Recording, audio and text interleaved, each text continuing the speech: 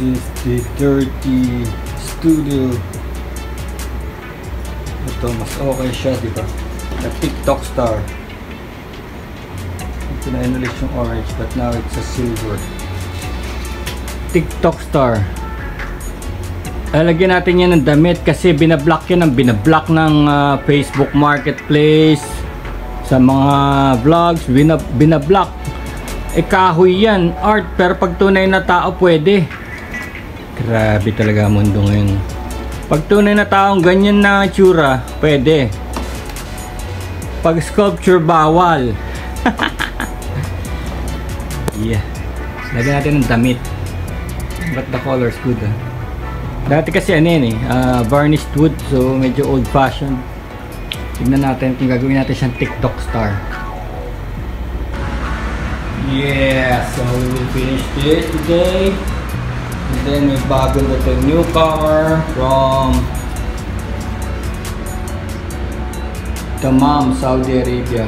This is the water tower. Tubig yan. Alam mo naman sa Middle East, importante tubig. Kaya mga water tower nila parang mga UFO sa laki. Mag-overlay ako ng picture ng actual niya na. Ganda rin ang style niya, no? Maganda rin. Parang watercolor or something. Okay, post natin yan dito. Okay, then see, meron tayo dito yung robot natin. Lalagyan natin ng shield using this tin. Lagyan natin ng mga braso. Tapos this one is the TikTok Superstar. TikTok Superstar. Pero lalagyan natin ng damit. Look. Lalagyan natin ng damit. Pero parang ayoko yung ano niya. Ayoko yung pagka-orange niya. Before, this is just varnish na wood. Medyo old-fashioned na. Gawin natin parang pop art. Gawin nating neon color, pero hindi ako satisfied dun sa spray na nabili ko. Hindi pala nabili na panalunan. It's not neon, it's not flat. So baka patang ko muna silver, then let's try it from there. Silver. Okay. So yan, yan yung robot. Pinix ko na yung kanyang mga wiring. So pagka nakasense ng ng tao nearby, yung robot, iilaw siya. Look at the eye, like a kid scanner. And the zap, ilagay ko na siya sa Liechtenstein wall kasi kasama siya talaga dun, yung zap. And then this is a jetpack. I call it yan. Inayos ko na yung base niya, so di na siya tutumba. It's made of iron. And jetpack dude, kasi meron siyang jetpack sa likod. See? Look.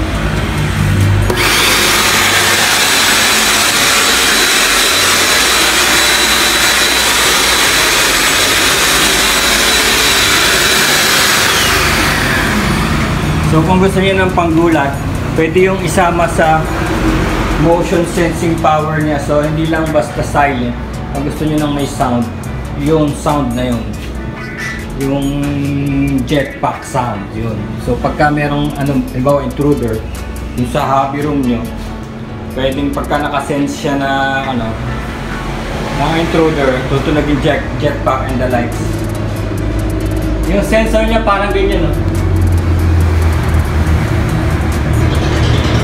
Parang light sensor. Dito ko ilalagay, hindi pa dumarating dito. Dito ko ilalagay. So pag nakasense siya, aandar siya. And that TikTok Superstar, napunta siya sa paint room. Sa paint room napunta siya kasi nilagyan ko siya ng silver. Metallic silver, and I like it. Mas maganda.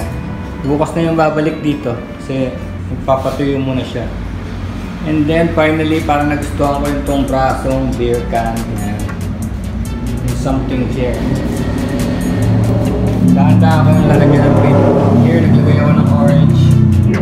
Dito, bahala na, baka mag-bludge clotting. lagyan natin siya ng ano, ng pantalon. Camo. Okay. Sige, yun muna.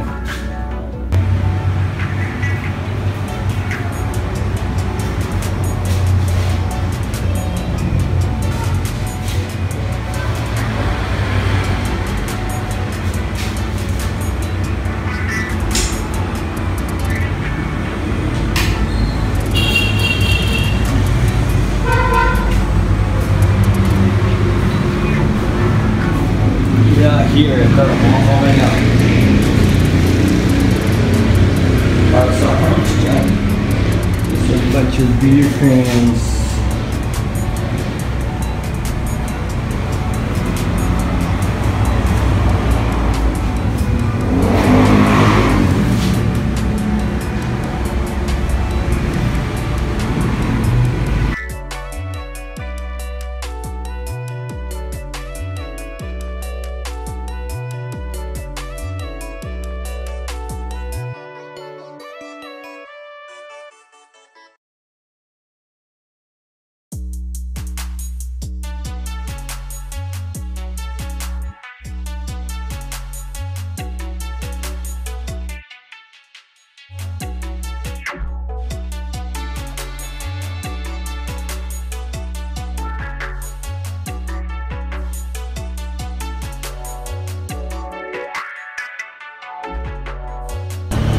Yeah, good evening. So, nakakapagod ayusin yung mga robot. So, naayos ko na rin yung malaking robot. Nag-aantay na lang ako ng motion sensor, and then I'm trying to put color sa braso ng maliit na robot. Balak, ang daming pwedeng tela, pwedeng pinturahan ko siya, spray, ganun, or whatever, no, paper. Pero naisip ko, beer can pa rin, recycling.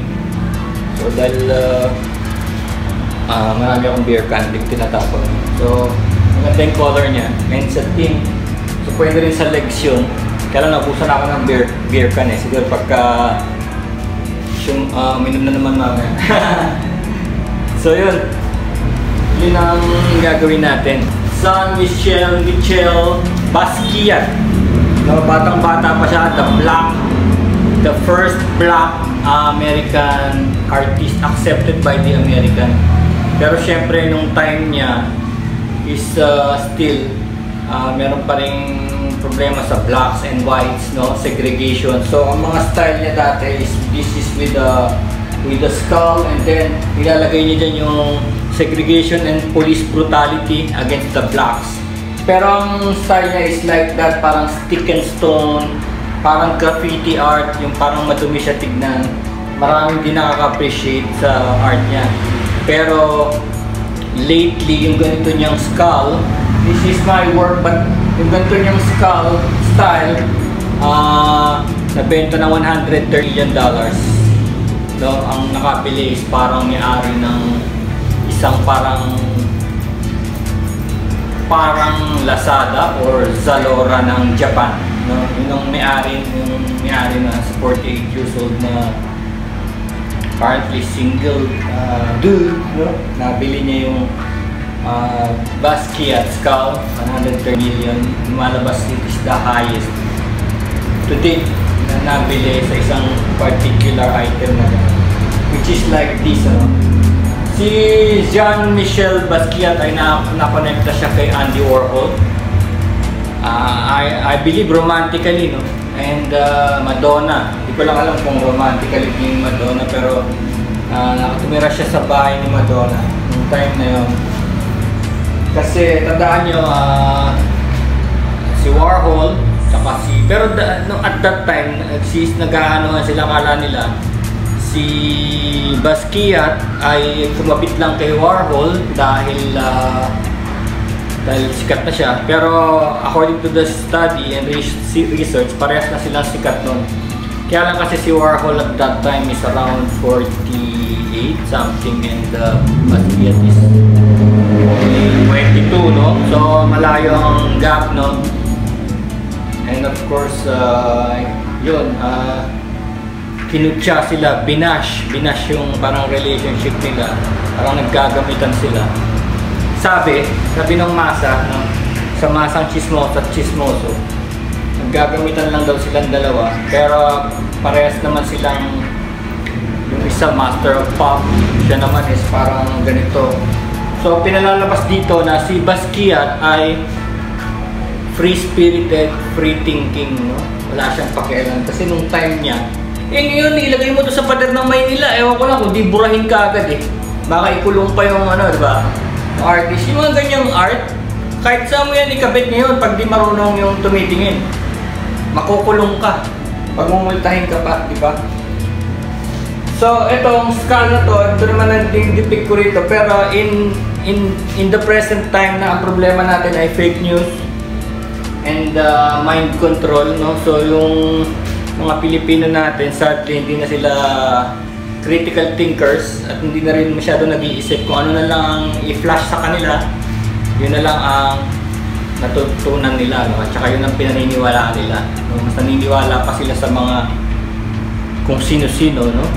Kaysa sa mga CNN or GMA o ABS-CBN, no? Yung mga journalist talaga. Pinaniniwalaan pa nila yung mga kengkoy na vlogger, no? Porque nakakatawa o ano. Dahil wala na nga yung critical thinking. Kumbaga, hindi na sila nagdo-double check o nagpa-fact check. Diba?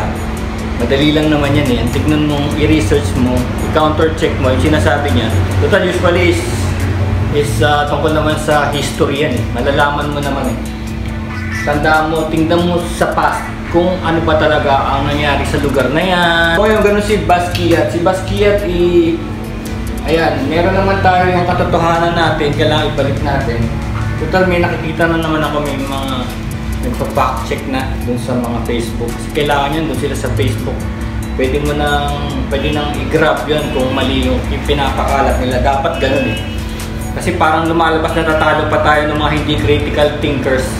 Yung mga nagpa-fact check, tinatalo pa ng mga hindi critical thinkers kasi by the numbers, ang dami-dami nila, di ba?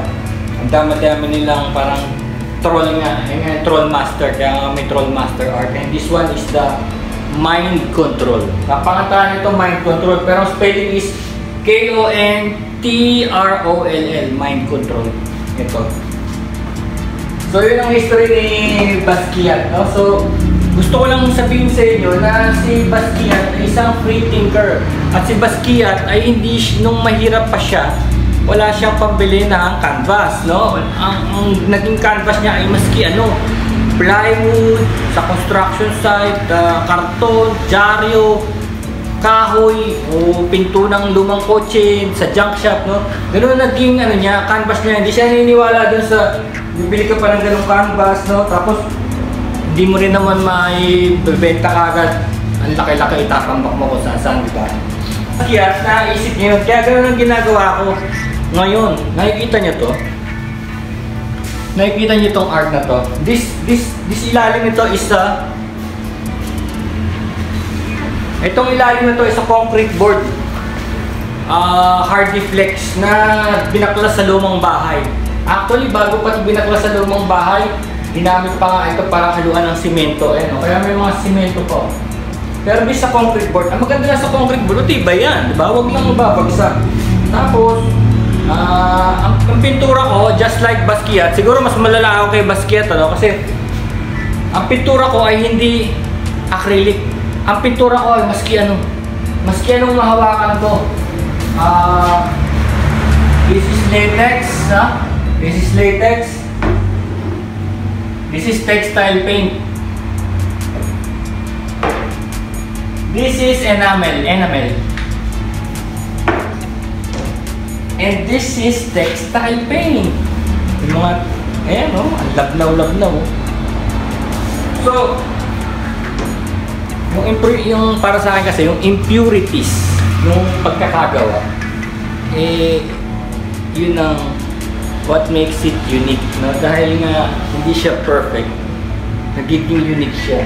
Kasi ang buhay hindi naman perfect, no? So, we seek for perfection, pero kita mo naman, sablay tayo doon. Sablay naman ng tao sa pagmamastery ng mga bagay. Sablay talaga tayo doon. Kasi, look at what happened. Kaya nga nauso yung contemporary art. Yung modern art. Ito yung contemporary art is the modern art. Kung ano yung art ngayon. Bakit hindi na siya realist, impressionist? Bakit hindi na siya kagaya nila Renoir, nila Michelangelo, di ba? Nila yung mga gumagawa ng mga nila Vasquez, no? Yung mga gumagawa ng parang tunay na parang picture, di ba? Tapos sinabi nga ni Picasso na pag lumabas yung camera, malalaos na daw sila, kaya siya gumawa ng cubism. Kasi parang sinasabi ni Picasso noon, hindi na natin kailangan makipag-compete pa sa camera. Kasi yung camera, we shoot better, no? Than the painting. Kasi yung painting, hahabulin mo yung pagiging pagkatotoo, di ba? Yung mga tao naka-steady na gano'n, pinipaint mo, sinashadow mo, di ba? Hindi mo na kayang talunin ng camera. Yung sabi ni Picasso, according to Picasso, kaya lumipat siya sa cubism, no? Pero dahil dala-dala niya ng kasikatan niya, dun sa realism niya, magaling siya sa realism, lalo na sa Kalapate, no? Yun ang mastery nung silang magulang, no? Yung tatay niya, tsaka siya, mastery nila yung mga ibon. So, nung nangyari ng ganon, naiisip natin, kaya lumabas yung mga pop art, no? Yung mga contemporary art. Kasi, nakita natin na ang tao ay napakasama talaga sa pagiging master. Minamaster natin lahat, no? Mga ugat-ugat, minamaster natin sa art, mga ugat-ugat, mga buho. Diba, uso pa nga ngayon, hanggang ngayon, yung tubig, no? Gusto nila tubigan yung subject, pagalingan sa tubig, no? Parang yun ang master ka pagka kaya mo laruin yung tubig, o yung bubble wrap, pinabubble wrap pa yung painting. Kunwari may bubble wrap pero wala naman, no? So, kahit na ilagay mo yung mastery mo sa picture, sa reality, palpak yung tao. Tingnan mo, hindi pa rin natin na-alleviate yung corruption, di ba? Hindi pa rin natin makontrol yung mga fakes, no? Hindi pa rin natin maiwasan ng gera, ang famine, no? Ibig sabihin, hindi pa rin tayo maka-get along. Ibig sabihin, hindi pa rin tayo natututo, hindi pa rin tayo masters ng kung ano. Kumbaga, noong 1945, World War II, kung kaya nating sirain ang mundo, up to this present day, kaya pa rin nating sirain ang mundo. Diba? Makasarili pa rin yung tao. So, doon nabuhay yung contemporary art. Hindi tayo pwedeng maging master talaga. Hindi talaga pwedeng maging perfect. Kaya nagkaroon ng mga art na ganito. Na, ano ba hinahanap mo? Gusto mo yung message, diba? Kaya tignan mo, nakalagay dito. Kay Basquiat, noong time niya is against black brutality na hanggang ngayon, nangyayari pa rin naman, di ba? Kailan ba yun? Kailan ba yung kay Basquiat? 1950s, 1960s. Hanggang ngayon, nangyayari pa rin yun. Meron pa rin police brutality against the blacks, di ba? Hindi pa rin natin na master yun. Hindi pa rin tayo naka-get along, di ba? Kasi ngayon, lumalala pa. Nagkaroon pa ng hate against Asians. Nagkaroon pa ng hate against Jews and Palestinians, di ba? Nagkaroon pa ng gera sa Ukraine and Russia na parang wala talaga tayong alam sa mastery ng peace or love or wala pa rin talaga. So, ngayon, ang time na to, ito na yung fake news and mind control. Sa image naman, sa pag gumagawa ka naman ng image, kaya na ginagawa ko. Oras na ilagay mo na yung message mo, which is this. Ginawa ko yung skull ni Basquiat, tapos may susi, diretso sa utak, no? Kaya nakalagay mind control key, diba? Tapos dusa na yung mga taong bayan, dusa na yung bansa, diba? Namatay na yung liberty or freedom, namatay na yung freedom, nahulog na, patay na yung ibon o freedom. Nakuha ko na yung message ko. So, kung ano man ang kulay niyan, kung ano man ang gagamitin kong materials dyan, bahala na si Batman, no? Pero syempre dahil yung assemblage art, talagang gusto kong gumamit ng mga unique. Kaka-research ko rin, doon ko nakuha na this is just the base, no? Maaaring patungan ko pa yan ng glue. Bawa, hindi ako nag-gustuhan itong area na ito, patungan ko yan ng glue. Elmer's glue. Tapos bubuhusan ko yan ng white sand. or ash or mud or beads or fake gems. Gems yung nilalagay sa pampaganda sa mga damit. Marami ko pwede kong gawin yun. No? So this is just the base. See? Look. Look. Ito yung mga ginagawa sa mga gemstones. So, look. Look. Ginagamit sa ano. Tika mo ito. Di ba? Ayan ang pinanggagamitan. Marami ko niyan. Galing sa brother ko. Marami siya na iba. So ito yung mga nabibili sa mga fashion stores na mga fake gems. Look. So this is just a resin. No? Ang loob nito is foil. Pero pag tinignan mo para sa gemstone. So yun, pwede natin gawin yun sa mga art, no? Maski ano, anything goes. Anything goes which makes it very, very unique sa kamay mo, no? Very, very unique. And of course, like this one, oh, see? Custom stilettos ba tawag ito? Oh yan. Ewan ko kung nasusuot to, hindi. Susuot siya, kasi maliit yung pa. Pwede mong gawing fashion statement or something. And of course, this card, pag kinukuha mo yan sa mga sa paete o sa card, ano lang yan, wood, no? Yung nude na yan, wood lang yan. Meron yan mga elepante or mga lion, tiger, gano'n. Marami sila doon sa paete. Pwede mo yung kunin doon, wood lang yan. Tapos, ikaw na bahala kung gawin mong pop art. Kung gagawin mong ganyang colors, pwede siya maging pop art, no? Okay. Balik tayo sa time lapse.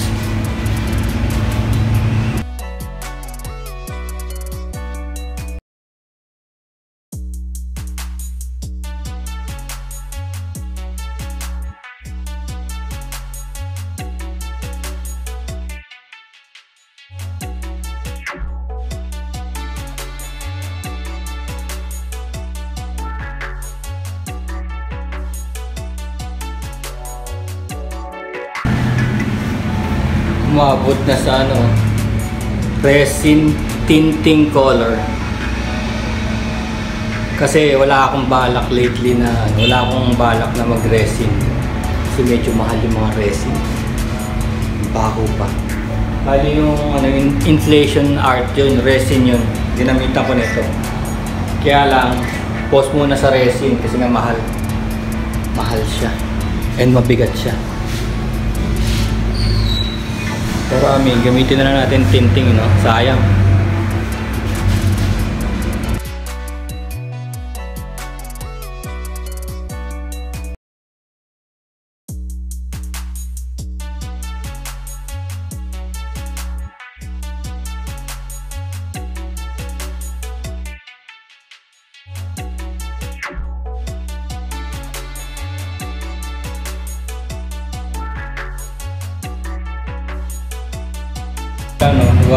Merong isang may isang artist na sikat din sa history, yung si Roy Lichtenstein. Ginagaya din natin yung wall art niya na ginawa ko lang 3D.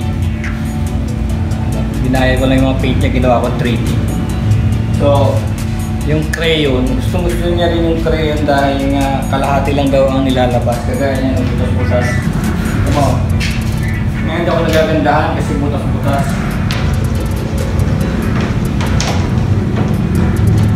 Pero at least that's a start na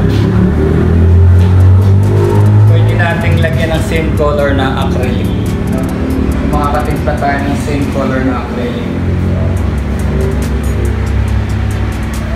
Pero tignan nyo, with all materials, pwede mong ma-set up na yung balak mo. With all color materials. So yung mga artist na walang budget, gusto nyo mag-practice, pwede yung mga ganyan na color pencil, pentel pen, crayon. Actually yung mga yan binigay lang kasi alam mo na pagka yung mga bata lumalaki na, ayaw nila ng mga ganyan kasi mga elementary student materials yung mga yun. Gusto itapon, record yan lang kasi balak kong nga sunugin. Gusto nga sunugin, baka makakita tayo ng art. So ito, maganda rito, pag tinignan nyo, tingnan. Di ba malungkot? Di ba malungkot siya? Tingnan niya. Yan, masaya na siya. Diba? Oh, sad, happy. Sad, happy. Ang matindi nito,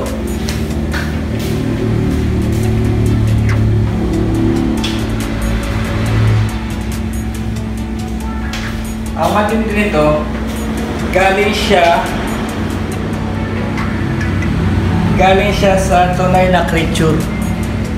Oh, galing siya sa Beetle. Tingnan mo. Sad, happy.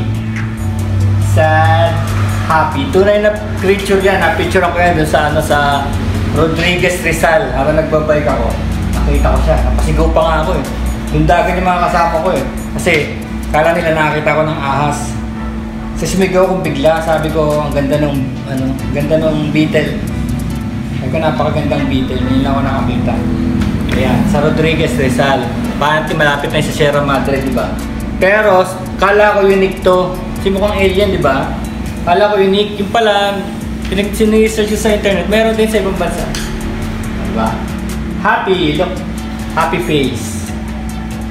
Sad face.